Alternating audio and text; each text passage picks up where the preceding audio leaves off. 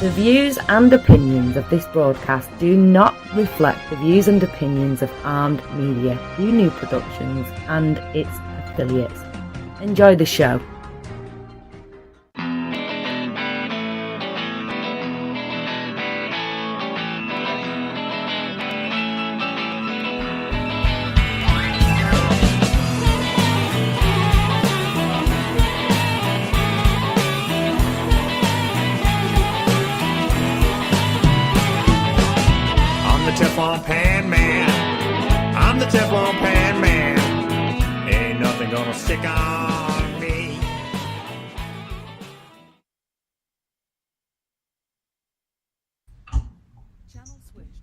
Yes, hello everybody, and welcome to All You Can Eat, the podcast about deliciousness. I'm your host, Rob Rosenthal. Welcome. I'm coming to you live tonight. What is tonight? It's like the 29th, I want to say. Is that where we are? Wednesday, 29th. Let's see if that's right. Yep. 29th of May in the year 2019, coming to you live from New York City, New York. And I just got back. From Singapore. Like when I say I just got back, I mean I literally landed at JFK 7 hours ago. After over 20 hours of flying from Singapore, and wanted to, in spite of the fact that I am probably jet-lagged and somewhat physically impaired for the moment, I didn't want to miss the opportunity to come to you this evening for episode number 55 here of All You Can Eat, to tell you, while it was still fresh on my mind, about Singapore. Because Singapore is a place that I had always wanted to go to. And to be honest, and perhaps it's not a surprise coming from a show called All You Can Eat, what excited me always about Singapore was its reputation as a a great eating city. Like just an astonishing food scene. And I can tell you now, having spent the last 5-6 days there, that it is just that. It is an amazing city to eat in. I would say it has been said that dining in Singapore is the national pastime, that they are obsessed with food. And that really works for me because pretty much I feel the same way. Singapore, the Lion City. You know, although it's been around for hundreds of years, the truth is that it's only been since about 1959 that Singapore has developed into what it is now. And what it is now is, it's impressive. It is impressive in terms of its, well, there's so many things about it that it's impressive, but it's impressive in terms of its development as a place. And I say place intentionally because Singapore is a city island state, right? Singapore is a city, Singapore is an island, and Singapore is a sovereign state. That's a lot of things. I mean, it's as if New York City was saying, we're a city, we're an island, true, but we're also our own, independent kind of country. I mean, I suppose we do say that, but that's not true. We're one of 50 of the United States, but Singapore is its own place. Now, Americans, and I obviously count myself among us, are not generally great in terms of geography, so let me put it to you this way. It's in, Singapore is in the southern part of Malaysia, right? Southeast Asia. It's over there. Over there meaning it's essentially located between the Indian Ocean and the South China Sea, southern tip of Malaysia, pretty much on the equator. And a heck of a long flight to get there, my friends. In fact, the flight from the New York area, Newark, to Singapore is actually the longest nonstop flight in the world. About 18 hours and 15 minutes on a plane. So I took that plane over there, Newark to Singapore, 18 hours and change, and there is no plane trip in the world nonstop that is longer than that. Now it's on the other side of the world, far, far away. That's a flight, man. That's a long flight.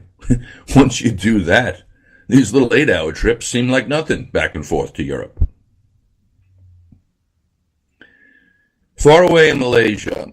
Interesting, far away Singapore. The mainland, I mean, like Singapore in pure definition, 63 islands, but the truth is there's really only one mainland that's referred to as Singapore. 31 miles by 17 miles. Not a big place. Singapore is like 2/3 of the size of New York City. Singapore, like Rhode Island, the state of Rhode Island is over 4 times the size of Singapore. Right? Not a big place. You can get a cab essentially and go from like one side of Singapore to the other in about 40-45 minutes. And I've always wanted to go, so I had the opportunity to go because I like I said, I heard about the food. So we're going to get to the food. But before we get to the food, you got 5.6 million population over in that Singapore. 2.5 million of which are coming from somewhere else. Like you have a lot of expats. So basically, 60% of the people in Singapore are from there. You got 40% that are foreign foreigners, foreign nationals who live there. And the reason they live there, from what I gather, is because it's a good place to live. Like they really like living there. Now, why so many expats in Singapore? And the answer is what makes it kind of a quality of life situation over there is that it's easy. It's very safe. It's super well organized. Yeah, it's expensive. I mean, homes expensive. That kind of expensive, but not when it comes to the eating. It's really, really clean, like spotless clean. You don't see garbage in the street. You don't see. I didn't see any dog. I was there for 5 days. I didn't see a dog. It's not that people don't own them, but apparently they only bring them out at night. When I say super clean, chewing gum is illegal over there. They've banned chewing gum some years ago. And you try to bring any into the country, you might be able to bring in a pack or two, but beyond that, you get charged with gum smuggling over there. And they don't joke on crime over there. I mean, gum smuggling carries a penalty in Singapore of a year in jail and $5,000 fine. No joke. So here you have this place, city, this island, this estate that is very stable. and not there's very noticeably no little, if any, corruption. Super good education system. Grow up learning two languages, English being one of them, so everybody speaks English. And like I said, organized. I didn't see any graffiti. I didn't see a cigarette butt. I didn't see any garbage in the street. Also, coincidentally, I didn't see any cheese over there. I mean, it's interesting to me. I mean, I'm not saying that there wasn't any, but you have easily one of the most diverse kind of culinary scenes that I've ever seen in a place. We're going to get to that. But I didn't see any cheese. I also didn't see any napkins. I mean, for a place that is so spotless, it's tough getting a napkin. Which, considering all the eating you're doing over there, means you're spending a lot of time, I don't know, wiping your mouth with your hands, and I mean, the reason for it is kind of plain to see. It's they don't like a lot of waste. They don't like a lot of waste in terms of wasting any kind of product. They also don't like a lot of garbage. And so, you get a wet nap. You will get a wet nap. You'll get one wet nap with your meal, and you're going to need it because, holy wow, there's some serious eating going on over there.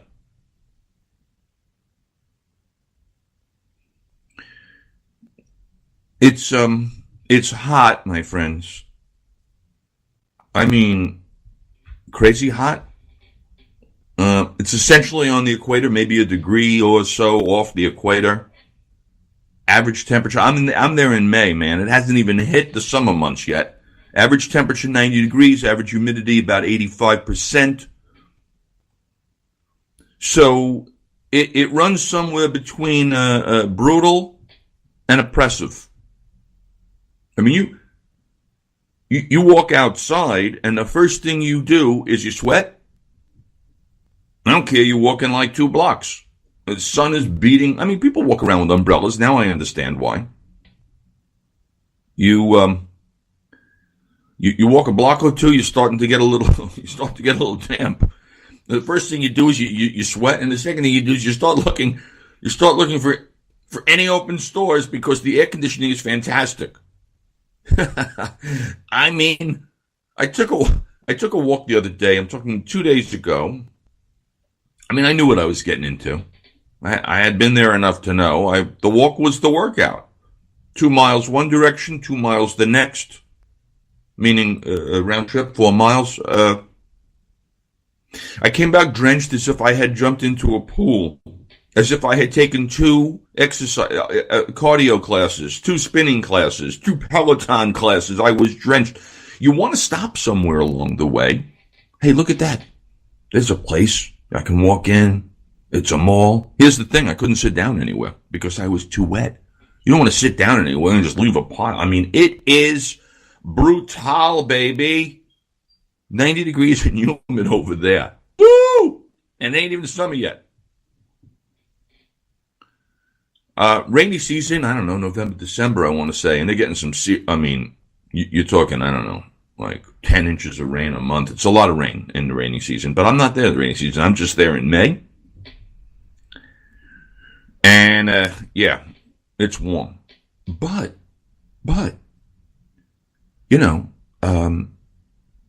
it is,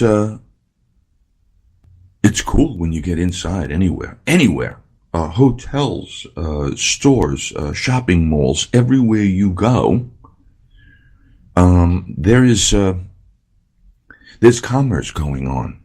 I mean, this place is a financial powerhouse, right? It's this little, 31 by 17. You're not talking about a big place, right?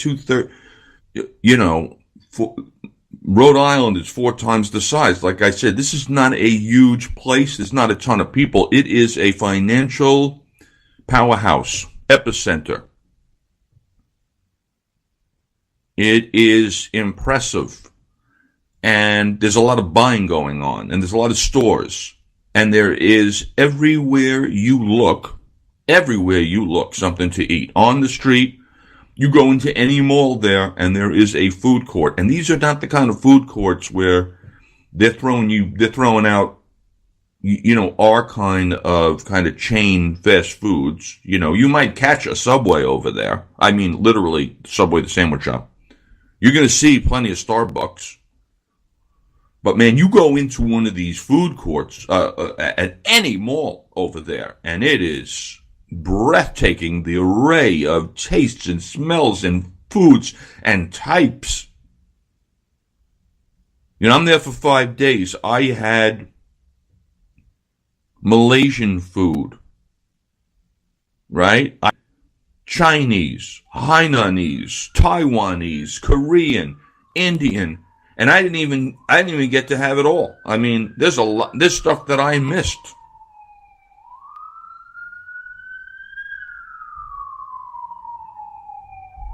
Then they have a beautiful transportation system. I mean, this place is sophisticated, technologically advanced. That was very impressive over there. You go into the subway. So here we call it the subway in New York City, and we have a pretty decent one here. People like to complain about the New York City subway system. I understand. I'm not here to complain about it.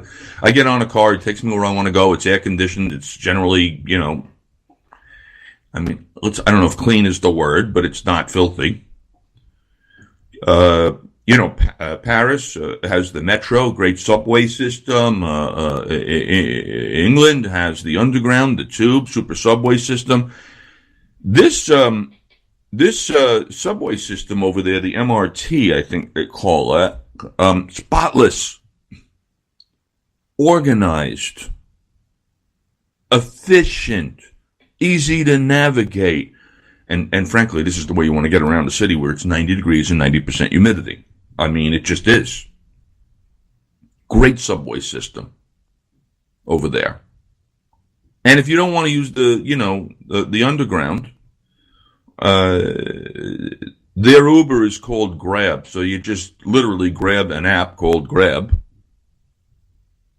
And it's better than Uber. When I say better, I mean it just works quickly. Drivers identified quickly, tell you when they're going to show up. They show up. You get the receipt, boom. I mean, really super well done, comfortable cars, clean. So getting around there is not a problem. People speaking your language. Subway is easy to use. Grab, easy to use.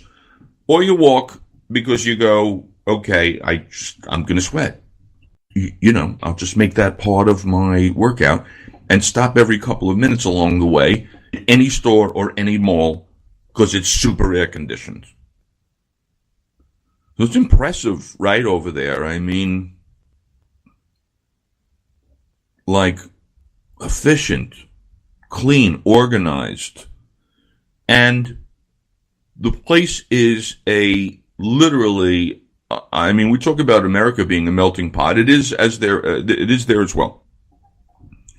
Singapore is a really multicultural place. And the thing about their multiculturalism, right, is that there's no hostility. There's no fighting. There's no tension. Everybody lives together in harmony, right? So there's a lot of good things about this place. I mean, I'm there for the food. I'll be the first to admit it. But you look at it as a place that is not too old. When established really modern Singapore, established 1959, after occupations historically by the British, by the Japanese. And, the government is interesting because although it is a democracy and your citizens get to vote, it has been characterized as a flawed democracy, by which is meant that they're really big on the rule of law. I mean, the rule of law is important over there, and there's no, it does very well on the rating of there's not corruption to speak of. So this is really well run, well organized government, and you do get to vote. But while they're big on the rule of law, my suggestion is that you don't break it, because then they're not as big on what we would call human rights, by which I mean that, freedom of speech somewhat restricted, freedom of the press somewhat restricted. There's a ban on sex between men. You don't get a jury trial of your peers. All the judicial decisions are made by judges who have been appointed. So don't break the law in Singapore. Don't do that.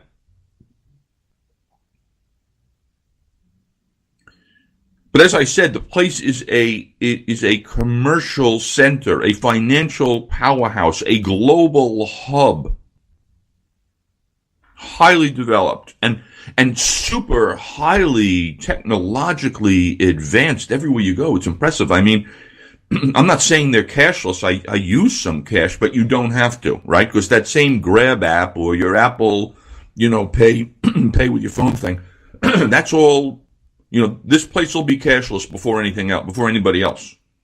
It's really advanced on the, on all the technological stuff. Ordering by phone, paying. I mean, everything was very, it was very impressive. And right, it's a hub. It is to the rest of the region. So, if you're in Singapore, let me just see if I can tell you exactly. Oh yeah, sure. That's the thing. I mean, if you make the trip from here, meaning these United States of America, you would take advantage of the fact that it's a hub for travel around the region, right? So from there you can go pop over to Tokyo, or you can go to Hong Kong, or you can go to Bangkok, or you can go to Bali. Bali is a 2-hour flight from there. So if you've ever wanted to, go to Bali, which I will be reporting on, because I'll be reporting on that in one of the next one or two podcasts. I'll tell you about Bali next. But if you make the trip to Singapore, you're going to want to actually take advantage of it and go to some other places. I suppose there are ways to get there other than the non-stop. You can fly through Europe, but Singapore Air, I'm going to give a high score to. I mean, I took the 18-hour over there. I bought myself a ticket in what they call premium economy. Not bad at all. I mean, you're not exactly stretched out, but they make it as comfortable as you can make an 18-hour flight. So you get over there anyway. It's a hub to all of those other places. And the food is just astronomical. I mean, to say that it's diverse is an understatement. It's delicious. It's affordable. It is the national pastime over there. They're obsessed with it. And so here we are on All You Can Eat. And by the way, I probably should have said this before. Here's a phone number if you feel like it. I don't know, and maybe it'll even connect directly to me. 800-508-5431. 800-508-5431 if you want to try to call me and see if that works. If you have any questions, comments. I'm going to tell you, though, for the time that remains for us, I'm going to tell you about what I ate over there, because that's frankly why I was there.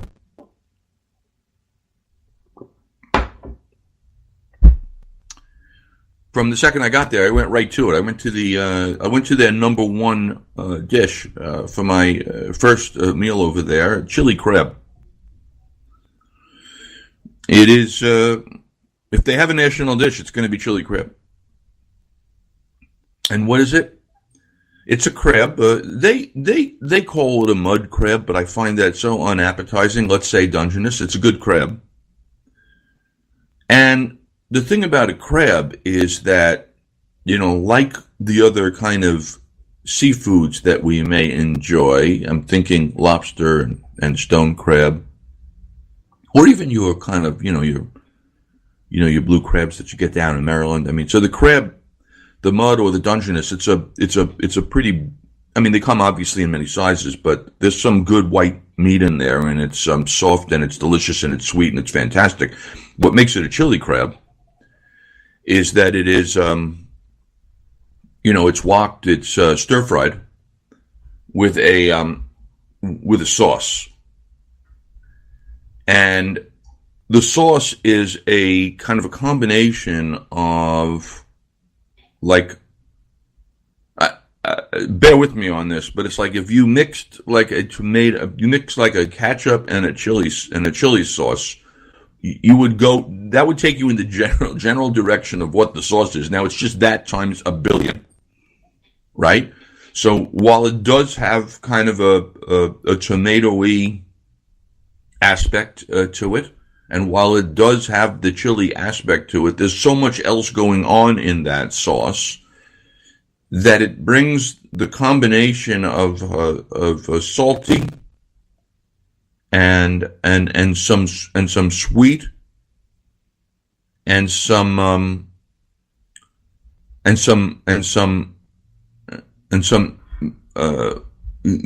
some acid or bitter or what do we call you're getting some sour. Oh, I'm so sorry, sour. You're not really getting bitter. I'm not going to say that I had bitter. I was trying to think of, like, what are the four, categories of taste? So you're definitely getting some sweet, some sour, some salt. If there's bitter in there, I'm not sure that I recognized it, but you're also getting some umami in there because it's got, in addition to kind of chili peppers, I'm sure that they use, there's garlic, there's ginger, there's going to be scallion, there's going to be some lime, some lime juice for acidity. They use like what they would call like a shrimp paste. So you're getting umami. In fact, I look at Singapore as being kind of the heartland of umami. Now, just in case you're unsure about umami, let me give it to you, because this is, part of the reason that you're there. My whole life growing up, they said your tongue had the capacity for 4 different kind of taste categories, right? Sweet, we all know what that's like. Sour, right? We all know what that's like. That's coming from your lemon and your vinegar. Salt is an obvious one, and then bitter.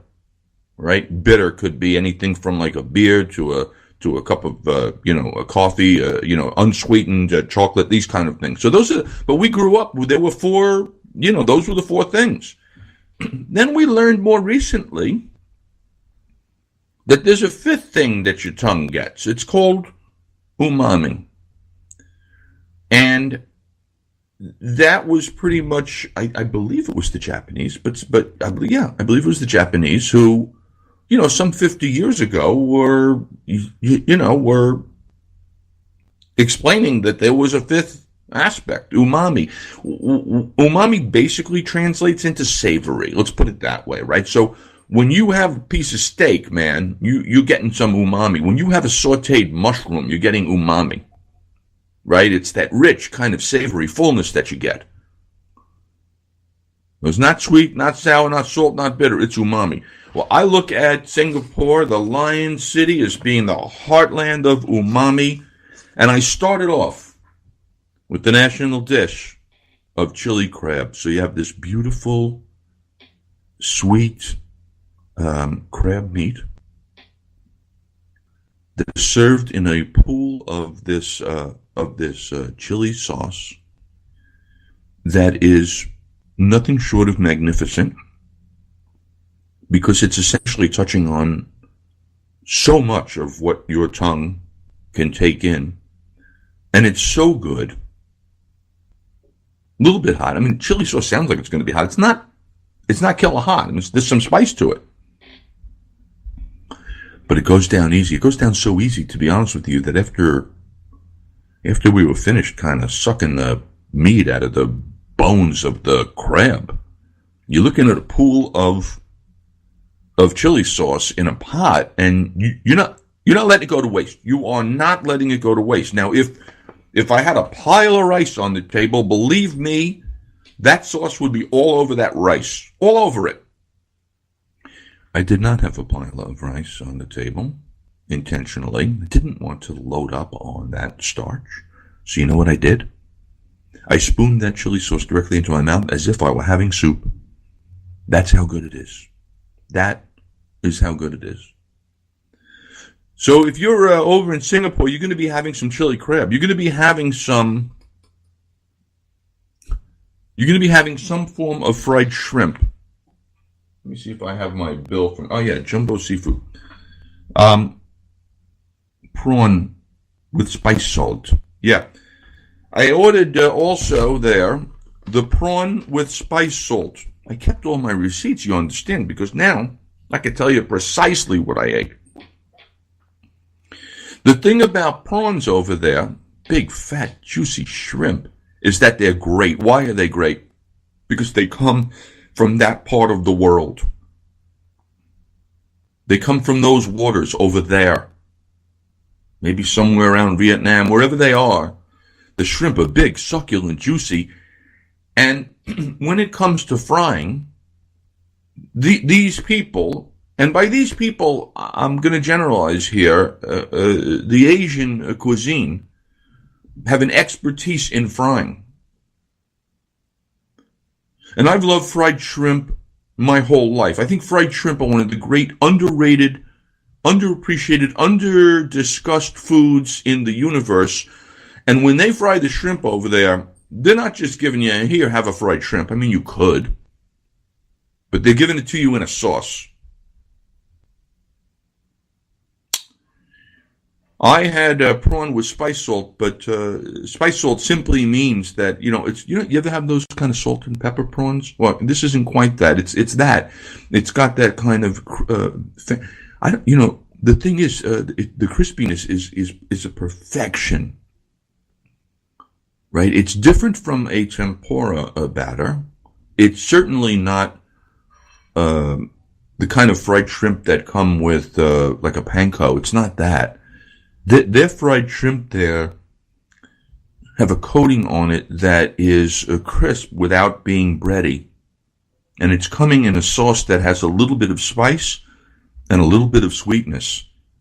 And that's some awesome food right there, right? Perfect shrimp, perfectly fried, a little bit salty, a little bit spicy, a little bit sweety. You could just eat that all night long. And greens. Ordered some type of vegetable there. Didn't really translate into English. It was leafy. Let's say it was not dissimilar to spinach. It is, again, stir-fried. There's oil. There's a ton of garlic. It's fantastic. You could happily chopstick your way through just a plate after plate of these greens. That's how good they are. If you get a chance ever to have pea shoot greens, which I did later in the journey, and hopefully I'll get to that part of it. If you ever have a chance to have pea shoot greens, here even in America, you go to a Chinese restaurant and see if they have pea shoots. They're expensive, man. I mean, a plate of pea, a dish of wok country, you're looking at $12-15 because they're expensive, but they're as good a green as you can have. Chili crab, fried shrimp, and then they're famous for the hawker stalls. What's that? That's food stalls. They're not exactly pop-ups because they're permanent, man, but they are stalls versus being kind of retail things. You go to a market. I happen to have gone to a night market called the Newton Food Center where there were 80 of these stalls. 80 stalls, each selling something different. Each selling more than one thing. 80 stalls of food for me is like taking an alcoholic to a all-you-can-drink happy hour.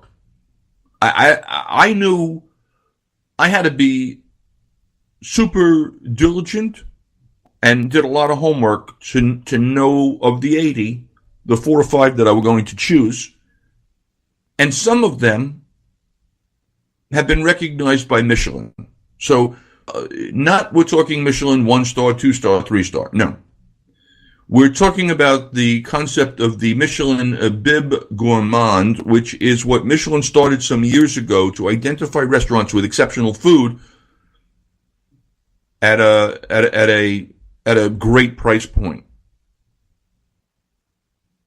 So, for example, and I went to 2 while I was over here in Singapore, 2 that had the Michelin Bib Gourmand, one here at the Newton Night Market, where I had stingray, sambal stingray, and another one at a completely different hawker market, breakfast kind of market, because they'll eat noodle soup for breakfast with pork.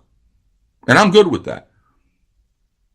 But the point of my story is that when I went out for breakfast, actually, to the breakfast stall to have my noodle dish from a place that was given a Bib Gourmand in 2016, the small portion is $6. I went with the large portion for 10. There's a lot of food, and it's a lot of extraordinary food. I mean, I'll tell you about that one first, because that one came next for me. It's a bowl, a big soup bowl, a bowl, filled with noodles. You can have it dry or you can have it soup. You go dry. I went dry. When I say dry, I don't mean dry. I just mean there's not a lot of broth involved. There's a sauce. And on top of the noodles come 2 or 3 beautiful, dumplings. They look like in this case, they look like wonton, filled with pork and shrimp. And then there's slices of pork. And then there's minced pork also in the bowl. And then there's 3 fish balls in the bowl. And then there's also crispy bits of pork skin. When I say crispy, I want to be really clear about this. It's the crispy that when you crunch it, the person next to you can hear the crunch. These people know how to do crispy. I mean, if it stays crispy in a wet bowl of noodles and other things, we're talking crispy. I mean, and so what's important about that? So these noodles that you slurp down, just texturally, are like silk. And there are 3 or 4 different little things that go into the sauce. They're probably using some variation of kind of soy, some kind of maybe perhaps vinegar, something else that, could be like an oyster sauce. Like they're mixing up. And when you take it to the table, you mix your own. There's going to be some soy sauce. There's going to be some black vinegar. Crucial ingredient. There's going to be some little chili peppers. You mix your own and you can dip, like you take your fish bowl, which I thought, I've never liked fish bowls. I just didn't. They were like hot pieces of, grated, mashed up. It's like having like a fried piece of gefilte fish, if I can, texturally. But yet, oh my goodness, these things were amazing, especially dipped in a little bit of that soy and black vinegar. You see, the black vinegar thing is important. It's a reminder that the acidity that comes from a vinegar really wakes the taste buds up. It's one of the things that you contrast against richness to make it really sing on your palate. So here's this beautiful bowl of noodles and all those other things that come with it in a very, 3-ingredient sauce. That's breakfast, man. And for that one, I stood online. I should preface this by saying I am not a patient person. I'm just not. I'm impatient. It's not because I come from here. I could be from anywhere in the world. I'm impatient. I don't like lines. Nobody does. But the question is, what's your willingness to wait? And the answer in this case is 1 hour. I stood online.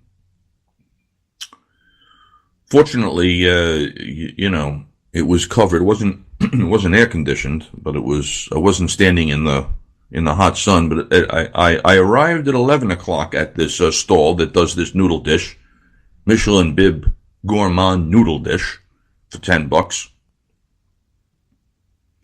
I got online at 11. I had my bowl of noodles at 12. I devoted an hour of my life to a $10 bowl of noodles for breakfast. It was flawlessly perfect. I look forward to having that one day again. When I went to the night market, the Newton Food Center, one of the things that I knew that I had to have, having done the homework, was the sambal stingray. Stingray is what you think it is. It's a white, flat piece of fish. It is served with a heavy coating of sambal. Sambal, chili sauce, or kind of a chili paste, if you will. So you have a variety of chilies that go into it, and they get blended together with maybe some shrimp paste, garlic, ginger, shallots are big, some scallion perhaps, a little palm sugar, lime juice. It awakens every taste bud on your tongue over a piece of a perfectly grilled fish. Sensational food. Sensational food. What else did I have at that hawker stall?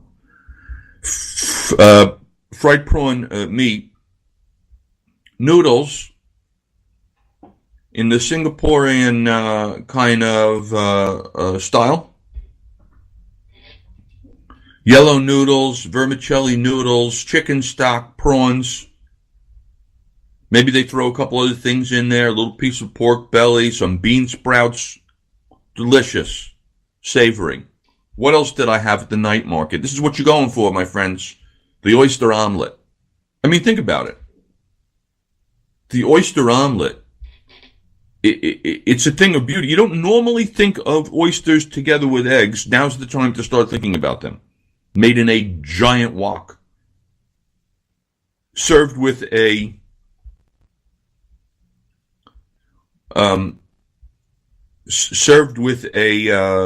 sauce on the side that again has a little heat, a little salty, a little sweet. It's delicious, delicious food. I had something called papaya. Oh, it sounds like papaya, but it's papaya. Popiah.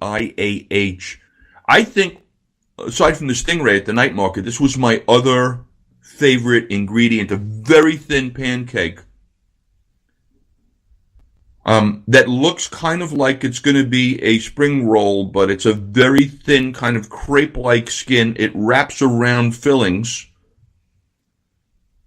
and then the fillings are going to be some lettuce and some egg and some sprouts. I mean, it was it was I mean, it goes down so easy. A little bit of sauce on the thing. You get like two of them. They get cut into basically 8 pieces. It's $2. A little sauce on the side. Then, of course, you're going to have your satay. You know what that is. Grilled meat on a wooden skewer. Meat on a stick, man. Your satay, it's going to be, it could be chicken, it could be pork. They do lamb or mutton over there. It's cooked over on some charcoal. And it's coming up with some peanut sauce. Maybe on the side, you got some raw onions, cucumbers. Whew, man, it's good. God, that was good. That was good. That was good. Then you're going to go over there and you're going to get some, you could get some Japanese food. I was really there for the sake. I love cold sake. I went in for a meal of Thai food. What did I have at the Thai place? Where is my... Oh, here it is. Here's my bill. Thai food, yeah. Green curry chicken, spicy, $8. White meat bits of chicken in a pool of green curry sauce, rice on the side. Deliciousness. See, I have a couple of Thai beers on the receipt here as well. As a Thai vegetarian omelet with Thai chili. That was some yummy Thai food over there. Now, then it comes to Chinese. Now, you know, just to be clear, I mean, in this country we used to essentially eat Cantonese food, which came from the Canton region of China. Then all of a sudden you started to see some other types of Chinese cuisine appear on the scene, by which I mean there was your Hunan, there was your Sichuan, and others. Now, over in the heartland, your Chinese can be Mandarin, Cantonese, Taiwanese, Hainanese. There's probably others. I had it all.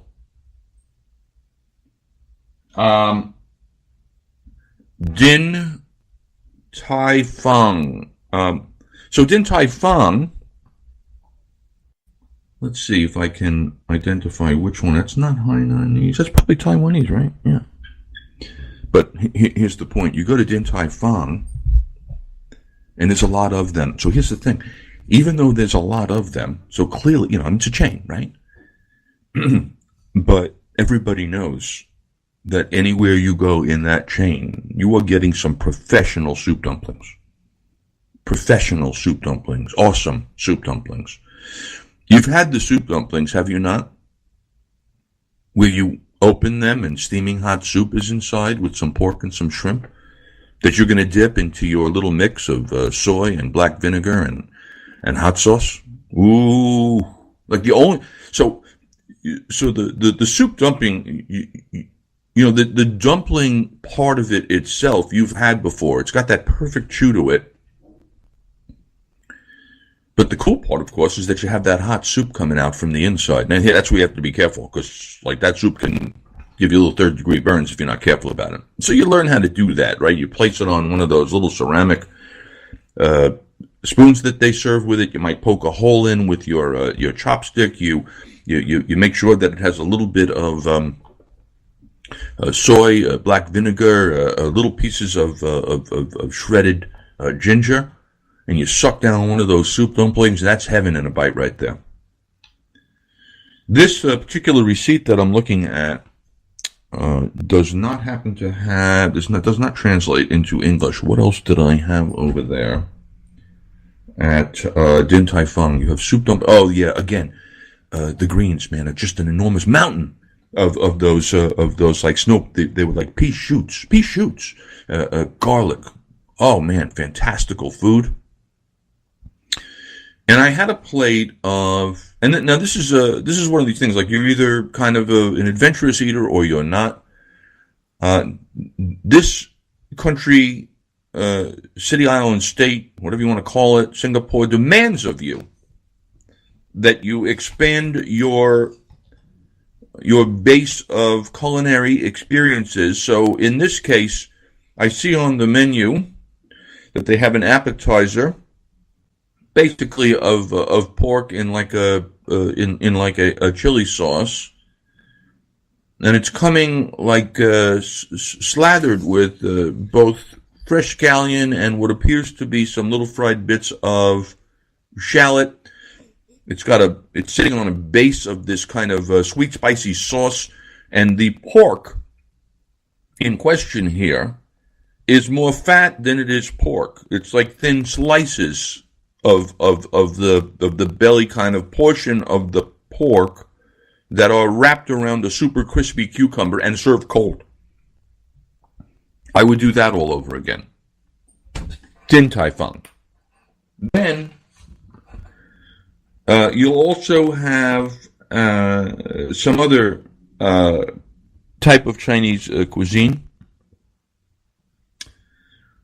from a place called Treasures, Imperial Treasure. Let's see, I was there more than once, and that's unusual for me. But you're going to end up having a steamed rice roll. Now, you've seen these before if you've ever been to a Chinatown dim sum situation. The steamed rice roll is long, and it's filled with something, right? And it comes in kind of on a slight pool of your soup base, and the kind of rolls that, again, they slither. I mean, the texture is part of the pleasure. Sure, there's deliciousness. In this case, at Imperial, your steamed rice roll is filled with crispy prawn. I can't even begin, right? Because you know that crispy prawn is great. I told you that before. It is perfectly fried, big fat pieces of juicy shrimp prawn inside this rolled up rice noodle. Hello, can I have another order of that, please? That's too good. Too good. You got your steamed pork dumplings. You got your shrimp dumplings. You've got your shumai. You've got something called, your chicken pie. They do a lot of little pastries. You've had pork buns, roast pork buns, steamed pork buns. These beautiful little clouds, these puffballs of perfection filled with something. Roast pork I love, but you can fill them with other things. Then they do more of your kind of pastry dough pies filled with minced chicken, maybe some black beans, maybe some veg. Then I actually went out a little bit. I was like, hey, let me have one of those. Somebody turned me on to it. Salted egg custard bun. So here your bun, and your bun, by the way, has the texture of like a sponge. Although the salted egg custard bun was not one of those springy ones. It was actually one of the more pastry ones, thin though, filled with an egg. And how was the egg cooked? How would you imagine an egg is going to be cooked if it's inside a bun? If your guess is that it was perfectly poached, so that way when you opened the bun, the egg yellow part of it, oh my, I have really blown through this thing and I haven't even gone, but the egg part of it was running. Man, that was good. Then Korean food. I love the Korean food. Coming to the table, 6-7 dishes of kimchi, which is pickled, essentially different kind of cabbages. They love the garlic so much over there, and there's a barbecue grill on your table. Choose your meat, anything from filet to prime to whatever you like, to pork. In my case, wrap it in lettuce, put in some kimchi, give it some sauce, have some soju, which is kind of the Korean version of a rice wine, sake, and woo, that sucks a punch. But that food is fantastic. I had Indian food yesterday that was as good as any in India Town over there. That was as good as any that I've ever had. Chicken, vegetables, garlic naan. And then one of the classic breakfasts, kaya toast. Like, they love their toast over there. They cut off the crust on the thing. They toast it up. They slather it up with some with some jam that's made out of coconut. So it's like a coconut sweet jam. It's like if Nutella was coconut, right? And that's going on the bread. They serve it with 2 perfectly poached eggs and a lovely cup of coffee. That's your breakfast. Great, outstanding rooftop bars over there, including one I went to called the Acme Bar. I've never been to a bar like it. I'm in this bar. I'm looking up at the ceiling, which is like 100 feet away in this Art Deco setup. They serve 1,300 different kinds of gin. I was in heaven. It is my paradise. Looked it up afterwards and found out it's one of the greatest places in the world, according to Time magazine. There is not a ton to do, to be honest, in Singapore. Don't get me wrong. You can go over to the botanical gardens if that's your thing. It's a UNESCO kind of heritage site. You can get massages everywhere you look. I had some reflexology, and now there's somebody rubbing my foot. I was happy, man. I floated out of that place. And I floated right over to a rooftop bar. And then went out for some amazing food.